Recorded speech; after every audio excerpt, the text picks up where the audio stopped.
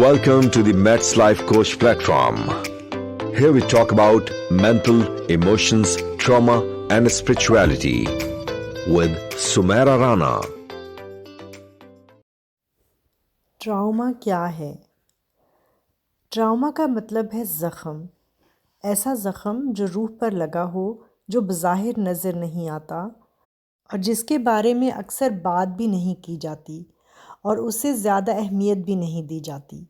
और अगर उस ज़ख़म को हील ना किया जाए तो वो कई बार इतना गहरा हो जाता है कि सारी ज़िंदगी उसी के गिर्द घूमती रहती है। ट्रामा कभी भी और किसी भी उम्र में हो सकता है। वो किसी भी ख़तरनाक सिचुएशन जिसमें जिस्मानी या जज्बाती तकलीफ़ का सामना हो, जिसे आपके लिए हैंडल करना उस वक्त नामुमकिन हो, पैदा हो सकता है। बहुत सी ट्रॉमेटिक एक्सपीरियंसेस एंड सिचुएशंस ऐसी होती हैं, जैसा कि एक्सीडेंट, अचानक कोई ख़तरनाक बीमारी डायग्नोज हो जाए या कोई कुदरती आफात आ जाए या फिर जिस्मानी या जज्बाती तशद्दुद से गुज़रना पड़े। ऐसे हालात कई बार बहुत गहरे ज़ख़म रूह पर छोड़ जाते हैं, जो कभी कभी सारी ज़िंदगी पर असरअंदाज होते रहते हैं।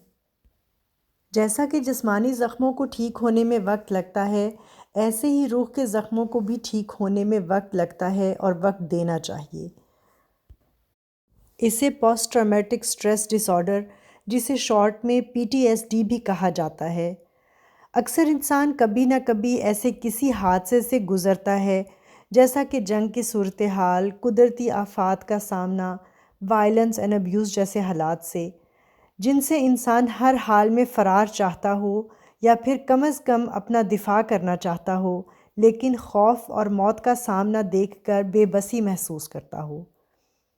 वो लोग जिन्हें बचपन में किसी ऐसी सिचुएशन से गुज़रना पड़ा हो जो उनकी उम्र और उनकी सलाहियत के मुताबिक नाकाबिले बर्दाश्त हो, तो उनको भी PTBS होने के काफ़ी चांसेस होते हैं। वो गुज़रे हुए खौफनाक वाक़यात जिनकी वजह से वो ज़ख़म रूह पर बने थे और शायद ठीक से हील नहीं हुए, उनको कई बार कोई वाक़या, कोई तस्वीर, कोई आवाज़ या कोई इंसान ट्रिगर कर देता है और वो इंसान उस ट्रामा को रीलिव करता है, जो हर बार एक तकलीफ़ दे अमल होता है।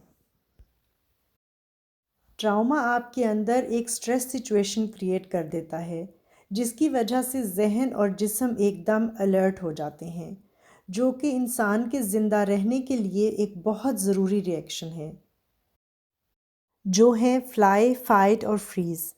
इंसान सिर्फ इन 3 ऑप्शंस में से किसी एक को चुनता है और हर इंसान की अपने बचपन की प्रोग्रामिंग पे डिपेंड करता है कि वो स्ट्रेस सिचुएशंस में कैसे बिहेव करता है।